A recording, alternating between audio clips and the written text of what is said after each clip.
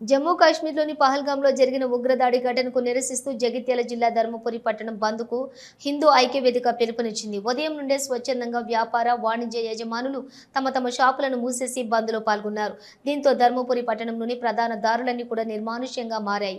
ఉదయం నుండి సాయంత్రం వరకు బంద్ కొనసాగింది. బంద్ జరుగుతున్న సమయంలో ఎలాంటి అవాంఛనీయ ఘటనలు జరగకుండా పోలీసులు పెట్రోలింగ్ను నిర్వహించారు. నిత్యం రద్దీగా ఉండేటటువంటి శ్రీలక్ష్మీ నరసింహస్వామి ఆలయం వీధులన్నీ కూడా బంద్ ప్రభావంతో వెలవెలబోయింది. ఈ సందర్భంగా ధర్మపురి హిందూ ఐక్యవేదిక సభ్యులు గాజు భాస్కర్ మాట్లాడుతూ హిందువులపై పాకిస్తాన్ ఉగ్రవాదులు చేసిన దాడిని తీవ్రంగా ఖండించారు. ఉగ్రదాడికి నిరసనగా వర్తక, వ్యాపార యజమానులు స్వచ్ఛందంగా బంద్లో పాల్గొనడం దేశభక్తికి నిదర్శనమన్నారు. ఇలాంటి ఉగ్రదాడులు జరిగిన సమయంలో రాజకీయాలకు అతీతంగా ఐక్యతను చాటాలని కోరారు.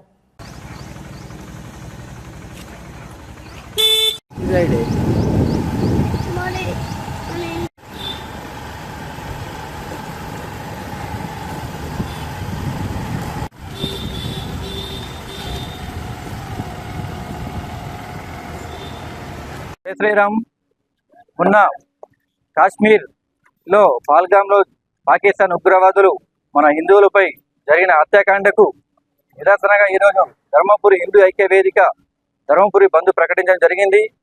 ఈ బంద్కు అందరూ ప్రతి ఒక్క హిందూ బంధువులు, వర్తక వాణిజ్యం వారు, షాపింగ్ మాల్ ప్రతి ఒక్కరూ స్వచ్ఛందంగా బంద్ ప్రకటించి వారి మద్దతు తెలపడం జరిగింది.